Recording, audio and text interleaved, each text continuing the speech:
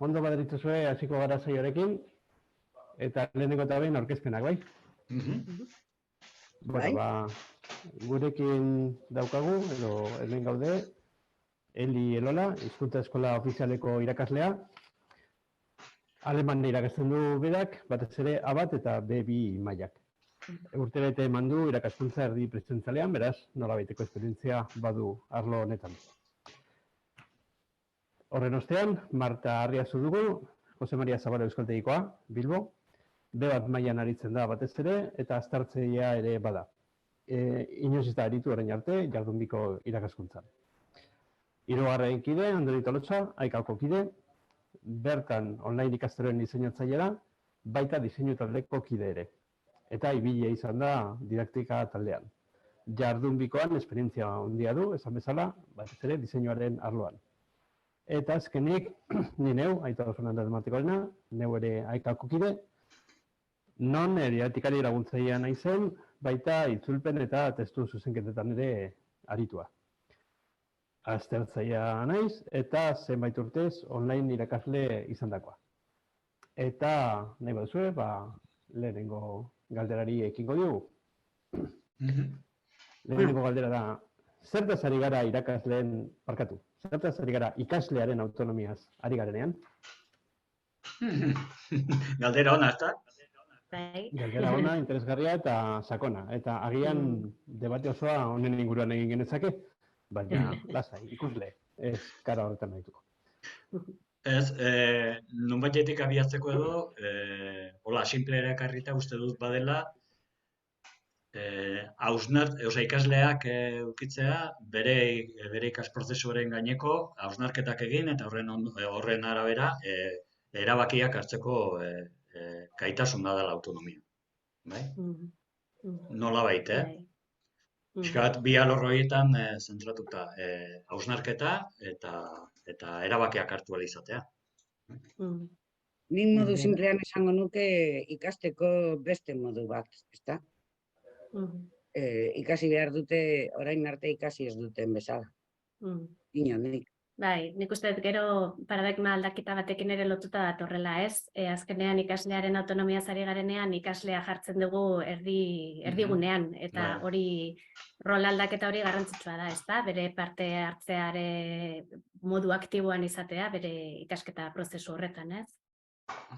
Bai, azken batean ikaslea izan behar da ikas prozesuaren erdigune eta protagonista, eta oso ondo esan duzue autonomia azken batean gaitasuna dela, eta gaitasuna denez, garatu egin behar da, eta horretan segurazki irakasleok ere paper garrantzitsua daukagu, eta hori bultzatu behar dugu. Suposatzen da, lortzen dutela gaitasun hori? Igual pasa bigarren galdera. Bai. Nire ikasle gehienak ez dira autonomak, desde luego. Oraindik klasiko. Nik esaten diedana, apuntatzen dute, egiten dute nik esaten diedana, eta listo. Bai, klasiko esan duzu eta arrazoi duzu. Azken batean irakaskuntzan metodo klasikoa, tradizionala, betikoa hori izan da, ez da? Irakasleak ematen du eskola, eta ikasleek ahalduten harrapatzen dute, eta zehatzen dira irakasleari esker ikasten. Baina, ikusten dugu, badakigu metodo berria edo bide berria onuragarriagoa dela. Bai, komunikazioan oinarritua den metodologia bat, eta baita metodo induktiboa ere erabiltzen badugu, ez? Hor ja automatikoki autonomoak izaten edo garatzen hasten dira ikasleak baita ere, ez? Niri iruditzen zait, edo niri behintzat gertatu zait, gai honen inguruan ez dudala agian oso sakonki hausnartu, baina gero konturatzen naiz benetan gure egunerokoan sustatzen dugula autonomia. Horrelako ariketa txikiekin edo adibide txikiak dira, baina iruditzen zait, niri behintzat hizkuntza eskolan, naiz eta noski aniztasun ikaragarria egon, pentsatzen dut ere gertatuko zaizula, ikasleria oso anitza dugu, ezta? baina A1 hasten diren ikasleak adibidez nahiko irekita etortzen dira eta zenbait ohitura edo estrategia garatzen joaten dira eta niri bai iruditzen zait pixkanaka gero eta autonomoagoak direla. Ez dakit zuek zer esperientzia duzuen. Nik ez duke, nik uste galderan planteamendu ez dela oso zuzena. Ez dut uste autonomoak garenak, ala ez garenak, ez dut uste dute denak garela autonomoak gure bizitzaren alorren batean. Kontua da, noraino garatzen dugun autonomiari kasultan, ikaskuntza prozesu batean eta gehiago hizkuntza baten ikaskuntza prozesuan. Orduan, hor hasten da, alde batetik egia da bakoitza dakarren eskarmentua, etxeti dakarrena, batzuk autonomoak dira, esperientzia eduki dutelako, edo hobeto ezagutzen dutelako bere burua, edo hobeto hausnartu dutelako, beste batzuk erabat menpekoak dira, baina, orokorrean ikuste dut, gure eskola planteamenduak da ez dutela bat ere bultzantzen orokorrean kenduta, helik arrazoia dauka, irakasleok egindako nolabaiteko aportazioiek, ezta?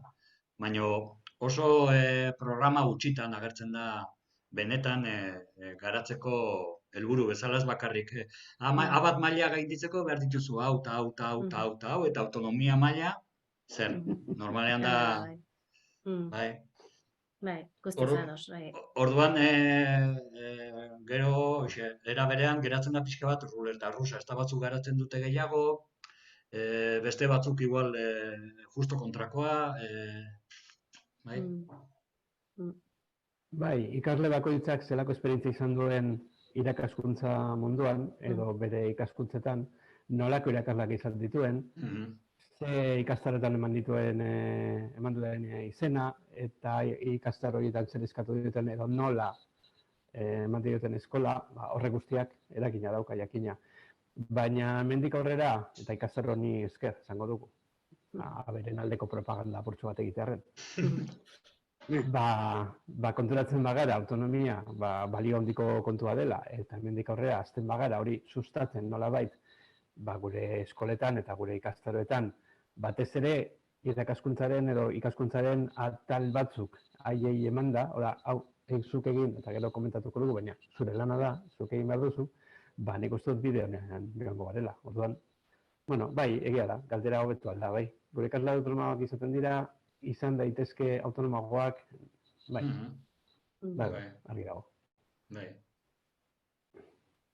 Bueno, a ver, aurrekoa zer dioen? Ia ba.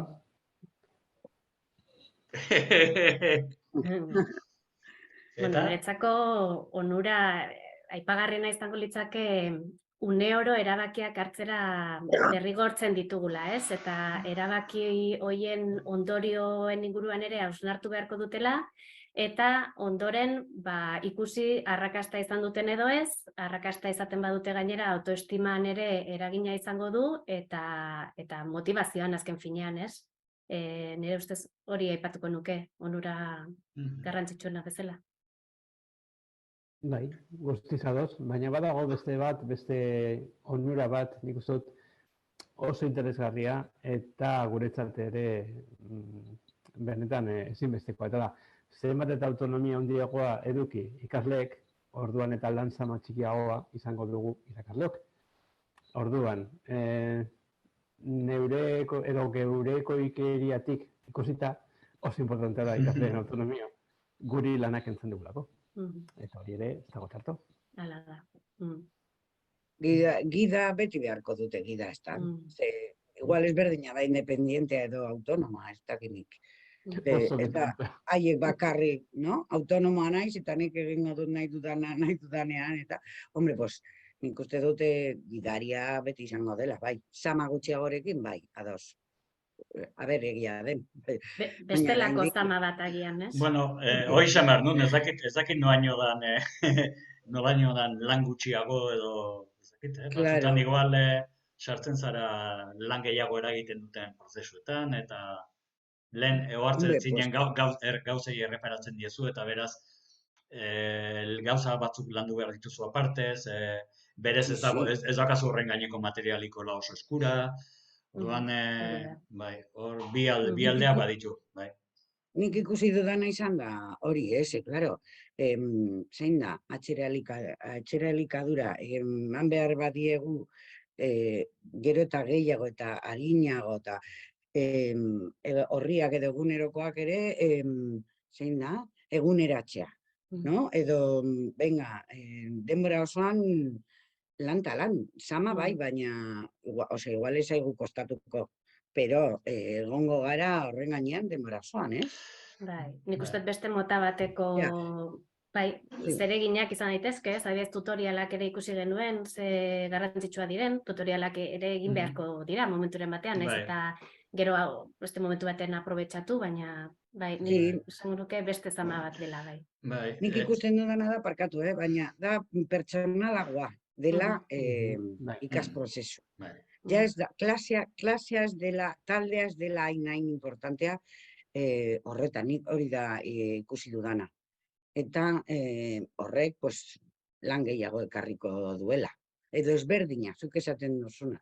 Ez dakit. Baina gainera trebatu behar da, horretarako.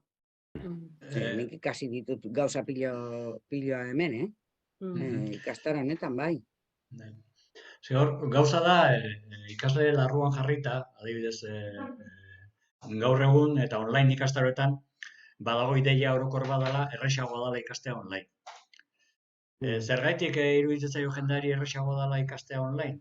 Ze teorian makinak eramaten zaitu, koloreak daude, marrazkia daude, ariketa interaktiboa dira eta oso politiak eta bapatean abioia pasatzen da horretik, baina ez du zer ikusirik, horrek ikaskuntzarekin, bai? Orduan, bapatean, badago diskurso hori, nik uste dut orokorra dela, gauzak errez ikasi behar ditugula, eta bestetik ikaslari eskatzen diogu, imaginatu, etengabe egotea hausnarketan, lan egitea bere buruarekin, zehola hasieran, kasi zama bezala bizitzea ez litzateke harritzeko. Ni ikaslea bat nitz, esan ni hizkuntza ikastera etorri naiz, eta nahi dut ikasi alik eta harinen, ze denbora gutxi daukat hortarako. Uste dut hor, ze ondurak ekartzen dizkien edo, ederra litzakela, edo beharrezkoa litzakela, hasieratik poliki-poliki oso diskurso abstraktuak botatzeaz gain, poliki-poliki praktikan ikustaraztea, ezta? Onura txiki horiek, bai? Eta bestela dagolako, igual, arazo hori guretzat teorikoki oso ederra da, oso garbi ikusten dugu, zer egin behar duten ikasleek, ze onura diren bereentzat, baina bereiek ikusten dituzte onura horiek. Bai, eta gero autodisziplina handia eskatzen du, eta plangintza zehatz bat egiterako garaian ere, hori ere landu beharko da nola bait. Bai, esate izu, ze online askotan gertatzen da, eta frakaso handia dago alde horretatik, ze jendea pensatzen du erresago ikasiko duela. Eta ez da egia. Errazago baino esfortzu gutxiagorekin. Hoxe da. Eta gero konturatzen dira, modu autonomoan ikasteak ere lan eskatzen duela. Zeuk aukeratu alduzu noiz egin lan hori, ze horretan, ze modutan, non, baina gero lan hori egin, berda? Hori, lotuta dago Aitor lehen esan duzunarekin, ze askok ez dute inolako eskarmenturik ikasten. Nire ikasleen artean, desde luego, gero eta gutxiago benetan, igual utzi zioten ikasteari ez dakinik, igual DBH-en, porque ya gehiago eta aspaldian, eta ez dakite nondi, nola hasi, esaten diezu, bueno, pues zuk egin, ni, eta zer, eta nola, eta dices, hombre, pues hori da zure lana, no? Eta, bueno, pues hasieran asko kostatzen zaie. Bueno, betiko gauza zen ekarri berria etxetik. Eta tragedia zen. Nik ez dute zer ikusten, ez dut irratian txuten, ez dut egunkariara, non bizi zarete?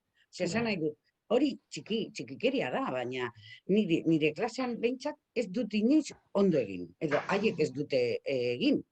Orduan nik esaten egin, bueno, pues egiten ez baduzu, pues ez dugu egingo. Pero, claro, beste gauza bat zen, no? Lehen. Baina horrekin lotuta dago, Aitor, porque, claro, Ez hori- daude ohituta, ikasten. Ez, Hori eta, hori beste faktore bada, ezta? Kultura maila, Sí, bai. zera Adina. kulturaren kontsumoa, adina, Bai. gero Euskal Herri txiki honetan mundu asko daudela, eta batzutan paraleloak dira. Bai, arrazoi duzu, eta guztiak laguntzen du. Eta online ikastaroetan gainera, hor gehitu behar dugu ezagutza teknologikoa. Claro. Jende asko, oraintxe bertan, eluke jakingo, nola joan, nola gerturatu online ikastaro batera, eluke jakingo zer egin. Ordan horrek guztiak eskatzen du esfortzu txiki bat, bakarrik sartzeko eta gauzak ikusten hasteko. Eta batzuetan hor ikaslaren bat galdu dugu, ez duelako jakin mikrofona pizten edo ikastaro gatzen, edo ez duelako nola doan. Eta dena den, pandemiari esker, sikiera, zabaldu da kurtsu bat onelakoak, no? Zoom edo onelako bilerak, sikiera. Jendea, hasi zen egiten, pero dena den, ezagutza eskasa da. Nire ustez. Zer, urrengora? Bai, venga. Urrengora. Bai.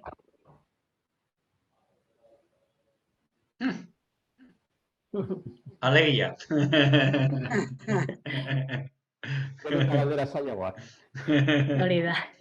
Bale, esan dugu, oso ona dala, kriston ondura ditxula, bale, baino. Pues egiten, no? Bai, eske, igual bere ganatzen ere ez da kontzeptua. Nola trebatzen dira. Izan beharko luke. Bai, adostu badugu eta ados bagaude denak zerbait, ikasten dugun zerbait dela edo ez dakit nola esan duzunen Aitor, baino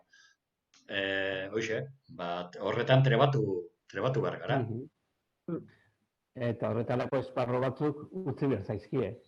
Alegia, irakasleak ezin du dena egin, edo makinak ezin du dena egin, zer utzi behar zaio haiei trebatzen hasteko. Orduan agian, geu izan behar gara lehenengoak urratxoiek egiten, bai? Eta dena eman beharrean, aizue, biharko hau prestatu behar duzue. Eta, jarraibide batzuk eman, baina haiek izan behar dira elementu aktiboak. Guk lan apur bat utzita. Bai, segurazki hasiera batean gaina oso gidatua izango dira jarraibide horiek eta pixkanaka suposatzen da gero eta askatasun handiagoa eman beharko zaiela edo gero eta autonomoagoak izaten jarraituko dutela. Claro, adibidez progresioa da kontzeptu bat oso kontutan hartu behar dena. Askotan esaten dugu, ikasleak oso autonomo dira, eta hasieratik ja, eta ez. Hori da. Edozein modutara progresio bat behar da, bai? Eta ezin diogu planteatu hasieratik, ja, venga, guazen, gaia zuk aukeratu, zuek ebaluatu, zuek...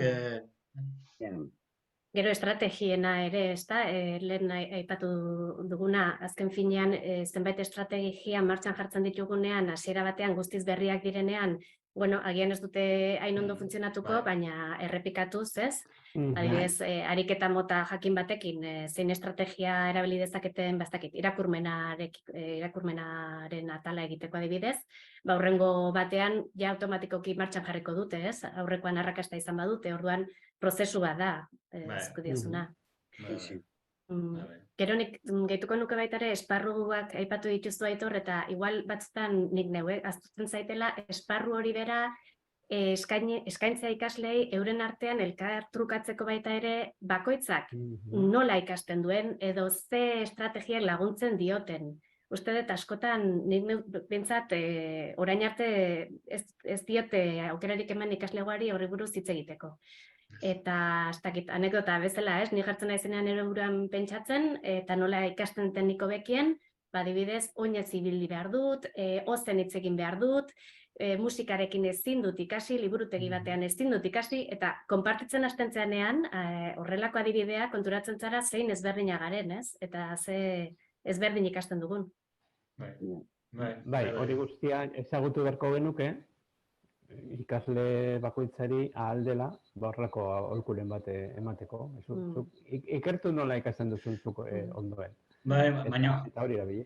Baina askotan hori aurrez aurrekotan gertatzen da, eta alde lanak hori nolabait areagotzen du, ez? Ikaslea bereen artean trukoak kontatzen dituzte, honetarako eta seitun, funtzionatzen dutena, eta hartzen dutenean talde gorpuzkera hori seitun hasten da, bai?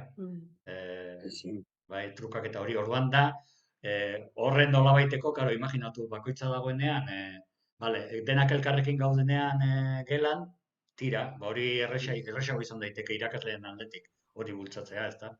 Karo, bakoitza dagoenean, lanean, bera nahi duen orduan, nahi duen lekuan, eta elkarlana egiten, hor ja zailagoa da, eta horrek lan gehiago eskatuko liguke, baina talde lana bultzatzearena nik uste dut oso importantea dela, baita modu asinkronoan ere. Bai, horregatik bultzatu da talde barruko lanak ikasleen artean, ez beti irakaslearekin. Hoxe da. Horrek ere autonomia laguntzen du, ez da? Beti edo zertarako irakaslearen laguntza bilatzen badute, sekula ez dira izango autonomo. Baina ikasleen artean antolatzen badira, taldek adibidez, eta esaten badigu, ezakizet lan egin behar dutela, aste baten buruan, eure pilatu beharko duten modua, izan ala Drive edo lako tresnakoa daude, guztien artean egiteko. Lan hau da horren adibidea, guri... Hau zebera. Honetan hitz egiten ari garenaren eredua da. Guk lan bat geneukan eta gure modura bildu gara, guk nahi ditugun tresnak erabili ditugu, guk nahi dugun maiztasunarekin bildu gara, guk nahi dugun bezala planifikatu dugu, arau batzuk jarraituta, nik uste dute, oso adibiduna dela. Sí, eta, autonomiari buruz hitz egiten, adibidez, niretzat oso onuragarria izan da, besteen lanak ikusi alizatea. Ze batxetan, esaten nuenik, nik ulertu dut honela, uste dut horrela dela, eta ez dakit nahikoa den tutoreari galdetzeko, ezta? Eta esaten nuen, pues a ver zer dagoen, igual, abarazka horretan, no? Igual sartzen nintzen, portfolio, eta ez kopiatzeko, baina bai, sikiera, pues, ondo honen bilen, edo, hori adibidez niretzat oso importante izan da, eta, klasean, nik egiten dute klasean, pues hori, igual idazlanak ikustea bestearenak, bai? Normalen ikusten dute haien lana, bakarrik haien idazlana, eta ez dute irakurtzen beste batena. Eta esaten die, pero igual gustatzen zaizu besteak idatzi duen esaldiren bat, edo kopiatzen duzu, edo, mira, pues nire ustez hori ere, edo horrek laguntzen du, asko. Barkatu dut nori, esan. Segi. Ez gaitzan ikuan bakarrik, kasu horretan adibidez, adibide gehiago ikusten dituztelako, azkenean zure buruarekin, adibidez, idazlanaren kasuan, zure ustez egin dezun lan horrekin, ez duzu agian beste modurik ikusiko, eta beste hainbat adibide ikusten dituzunean, konturatzen zara, behitu honek hemendik heldu dio gaiari, edo... Baina tontakeria dirudi, baina askok ez dute egiten, Askok egiten dute ikasleari ematen bere idazlana eta listo. Pues hombre, elkartrukatzean nire ustez oso ondo dago. Elkarren gandik ikasteko. Bai. Iruditzen zaita igarela aipatzen, ikastaroan ikusi genuen zerbait ezakitze zein ataletan, baina hoxe, erresago ikasten dugula modu praktikoan, taldean, eta hori airean modu progresiboan, ezakitze, azkenen aipatzen ari garen adibide guztien ikuste dut hori, hori... Eta orduan, hori ezaugarri guztiek kontutan hartu behar ditugula autonomia bultzatzeko garaian. Hori da. Bai. Ni, desde luego, autonoma izan naiz horregatik, Bestela, pues igual banengoen hor denbora osoan zalantzan. Zakin nik. Ondo. Urrekoa? Urrengo galdera? Bueno.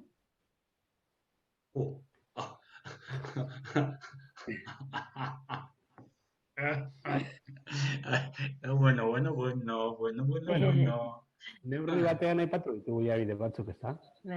Pues bai, nire ustez papera da gidaria. Artzaina, ez? Artzaina taldea bada, pero bestela gidaria. Gidatu behar ditugu zer egiten eta nola egiten. Eta hor egon behar gara, presente egon behar da irakaslea, baina ez denbora guztian eta ez gauza guztietarako, esan nahi dut. Larrialdirik egon ezkero, arazo handirik egon ezkero, zalantzarik egon ezkero, bidali mezua. Agian ez dizut erantzungo gaur bertan edo ordu bete barru, baina bai, erantzuna izango duzu. Baina, aizu, komunitatean badago jende gehiago. Beste ikasleak ere hor daude. Agian lagundu aldizute. Beraz, eta hori bada bideratzeko laguntzeko modu bat, baina menpekotasunik sortu gabe. Aitor, aipatu duzu zerbait importantea uste dut, insistentzia behar duela irakasleak olako entorno virtualak. Olako entorno, urruneko entornoetan, ezta? Batzutan emaitza lortzeko. Ez dela aski mezu bat botatzearekin, ez da, Aitor? Ez, batzuetan bat baino gehiago, eta batzuetan, mezu horietan ere argia izan behar da helburua, bai. Adibidez, larun bat eta igandean amaitzen da epea, eta oraindik 8-tik 2 egin duzu ariketa. Agian heldu behar diozue, ironia ere lagungarria izaten da. Eta lago kontuak, bai, jakina. Apur bat bai, bultzatzaile papera ere egin behar da. Gero ikusi dugu baita ikastaroan zehar motivazioa zein garrantzitsua den, ez? Tutoren aldetik edo irakasleen aldetik. Eta baita ere esango nuke ebaluazioa bera ere, ez? Ikasleek jakin dezaten ondo noan, non jarraitu behar dudan sakontzen, edo hori ere bi puntu horiek aipatuko nituzke bai. Bai, barkatu. Uztartzarena ebaluazio jarraia, eta ematea ikasleari aukerak autoebaluatzeko. Eta gero era berean, ondo finkatzea ebaluaziorako, ebaluazio horretan laguntzeko autoebaluazio horretan laguntzeko behar dituen feedbackak eta gero koebaluazioa ondo bideratzea. Azkenean emaitza alik eta borobilena izateko. Orduan, egia da badala ere irakasleak hartzen duela papera ere pixka bat nolabait ez gidari da, bai, gidaria da, bai, azkenean, bai.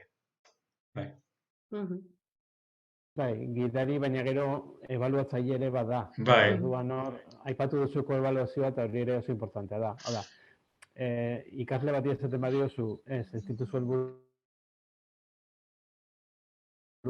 lortu, ikasleak ere jakin behar du hori. Konturatu behar da hori horrela dela. Bestela zerbait ez doa ondo. Bai. Batzuek autopertzepzio bitziak dauzkate, hori egia da. Bai. Baina, ondo hitz eginda eta askotan komentatuta, egin duzu lan hau eta ez, nauzu konbentzitu. Eta horrengoarekin ere ez, ikasleak idei hartuko du, ez da bilela ondo, zezar gehiago egin behar duela. Eta ez da izango azken orduko sorpresa, ez duzu gain ditu. Pauso, argi izan da, motiboak izan da, hobetzeko bideak eskainita. Hori da. Eta horrela nola baita autonomoagoa izango da, konturatuko da nola doan bera prozesuan. Bai, eske kostatzen zaie, haien artean hitz egitea. Zu galdetzen dizu. Eta zer, helburua lortu du horrek, ariketa bat egiten, eta beti esaten dute, bai, dana ondo. Gezurra da, haiek badakite zertan egin duten txarto, edo ez duela erabili behar zuena, baina, beldur dira batzuetan, eta hori, Aitor, zuk esaten duzuna batzuetan, igual hitz egiteko esateko moduak ere ez dakite nola esan. Ez duzu esan behar txarto egin duela, esan alduzu, erabili behar zituen gauzak ez dituela erabili, ez txarto egin duen ala ez, no? Eta helburua zein zen erabiltzea, jazta, helburua bete du, ez, no? Eta hori kostatzen zaie, haien artean, komunean ipintza, ezta? Bai, igual horregatik irizpideak ere oso egon behar dute, ez? Bai, eta gainera ez bago ditute elkarlanean aritzen oso zaila esatea, orain, venga, zuk hartu eta ebaluatu beste hori, edo erakutsi beste hori. Aurretik on behar du aurreko lan bat, elkarlan bat, elkar ezagutu behar dugu, taldea egin behar da osatu, jakin nori zer esan, bai, Bai, zein da motorra, zein non, hoi denak informazio beharrezko da. Bai. nik Iristeko, ikusten dut, horloko gauzetara esatea, bueno, a ber, baloratu elkarri, venga, hartu idazlan hau, zuk claro, hartu besterena, eta venga, egin ebaluazio bat, baina ebaluazio bat, venga, a ber. claro. Bai. Nik ikusten dut hori adina importantea da, Osea, gazteak ohitura gehiago dute, edo ohituago daude. Elkarlanean gehiago lan Claro. egin dute. Bai, dudarik gabe. Baina, ja, urte batetik gora, kostatzen zaie. Mhm. Bai, pero bueno, Mhm. Mhm. pulka, hobetuko dute. Hori da. Ze, 40 minututan ningo dugu, Ai, Jarraituko Venga. dugu, azkeneko galdera gelditzen da, ez? Bai, Apa. azkeneko alde. Bai. bueno, nik uste dut aipatu ditugula, bai? Bai. Ez?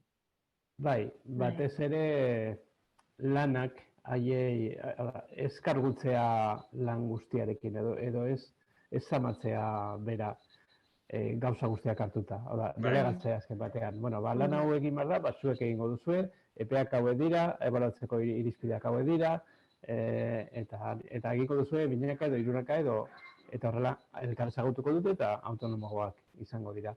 Eta gero feedbacka ere oso importantea da. Jakina. Bai. Eta feedback hori izan behar da nahiko irekia, bueno, jakina esan dugu atsegina aldela, eta alde positiboak ere nabarmendu behar ditu, eta batez ere gonbidatu behar du, feedbackak gonbidatu behar du ikaslea, gehiago ikastera, gehiago sakontzera eta lan gehiago egitera. Eta jakina, ezin diogu dena eman, eginda. Oda, horako zuzenketak gari batean egiten zirenak neska hartu du boligrafoa eta guk ipini gorrizka hori, pues ez. Azpimarratu neska eta zer falta da. Adibidez. Bai. Nik hor, lehen, buelta batzuk ematen, hiru aldi edo markatzen iruditu zitzaizkidan nolabait kritikoenak, eta bata da azalpen garaia, zute azaltzen dugunean zer egin egin behar dan, ze programazio daukagun hurrengo 2 astetan, oso ondo azaldu behar da, oso argi, era berean modu nolabait erakargarrian edo lortu behar da erakargarrian, igual ez da hitz egokia, baina bai motibagarrian, azalpen motibagarria izan behar du, era berean eduki behar du erronka minimo bat ikasleentzat, eta planteatu behar dizkigu gainera aldenean bete behar esanguratsuak. Gero, idatzi behar baduzu ez dakit, zure esperientzia euskara ikasteko eduki duzun esperientzia adibidez, gero argitaratu euskaltegiko blogean, prest balin bazaude. Nolabait, izan da, eduki dezala gero, gure kasuan, euskararen kasuan, praktikara behirako zerbait adibidez. Bai, eta ikusgarritasuna, ez da? Hori izan da beste aspektu bat, nik ikastaro honetan ezagutu detena edo ikusi detena ze garrantzia duen, ez? Eta orain arte igual ez niona garrantzia askorik eman, eta horrek ere azkenean asko motibatzen du, eta gero baita ere zuk aipatu dezuna lehen, Marta, beste adibideak ikustea, niretzako hori oso garrantzitsua izan da. Gero, bigarren aldi iruditu zitzaidan talde lana, baina eginen aipatzen. Talde lana bideratu etengabe, ondo egituratu, ondo, aipatzen genuna jarripena egin, baino gehiegin nabaritu gabe, nolabait egon baino zegon, baino jakin, nolabait... Eta animatu, hoxe. Bai, Eta... Sandwich sistema hori edo bizar eta tal, oso ondo dago, Bai, niri ere baliagarria iruditzen zait hori bai. Bai, igual ez gara konturatzen eta batzuetan, pues, hori, hobetu behar duzu hau eta putzez, no. Igual, sistema horrekin, nire ustez hori ere asko gustatu zait. Sistema, baloratzeko sistema hori. Gero, baita oso erabilgarria iruditu zaitena da tutorialak grabatzea, baita plataforman, ez? Hasierako aste horretan plataformara egokitzeko, hori dena eskuragarri jartzea, ahalik eta informazio gehiena, ez? Eta modu ezberdinetan gainean. Ez, eta gero azken aldia ikusten duen ebaluazioa dela klabea. Bai ebaluazio jarraitua, baino batez ere hortan, irakasleok feedbackekin, gure feedback emateko moduekin, koebaluazio hori bultzatzeko moduekin eta prestatzeko moduekin ikuste dut horre ere badagoela klabe bat. Benetan autonomia sustatzeko garain. Ez azkenean da, pixka bat praktika bezala, ez da, prueba error. Azkenean hori da, proba egiten dut. Ikusten du zen maitza lortu dudan edo zen nolako bidea egin dudan, ondorio batzuk ateratzen ditut, eta horrengoan berriro egin behar dudanean beste modu batetara egiten dut, eta berriro probatzen dut orduan. Hoi dena, kurpil hori elikatu behar dugu etengabe. Bai, baina Lagundu beti behar motivazioa ditugu. hori eutsita. Lagundu behar ditugu ikusten, ze batzuek ez dute ikusten, zer egiten txarto eta zein ondo, baina, bueno. Bai, eta gainera batzuk esango dizute, zu irakaslea zarela eta zuk izan behar diozula zer egin duen gaizki. Bai. Eta ez da, bai, eta hori niri bitza gertatu zait. Eta nik uste dut, bai. Bai, baina esatetik konturatzera alde handia dago. Bai. Eta ez daude, seguraski hori ere nortasunarekin bat datorrez, orduan agian denak ere ez gaude prest, edo batzutan gure mugak ere baditugu, ez? Bai, hala da. Ba, minutu terdi gelitzen zaigu, Igual ja agurtuko ditugu balizko ikusleak. Bai. Vale. Bueno, placer bat, zuekin honi buruz itzitea eta osnartzea, eta hori, ea gure klaseetan buruan dauzkagun aipatutako aspektu edanak. Bai, holan da. Aber praktikan ipintzen ditugun. Bai. Alaxe izan da diria. Bai. Eta bueno, guk zer ikasi dugu, eta espero dugu hau ikusten dutenek ere, zerbait ikastea. Edo gutxienez interesgarri iristea.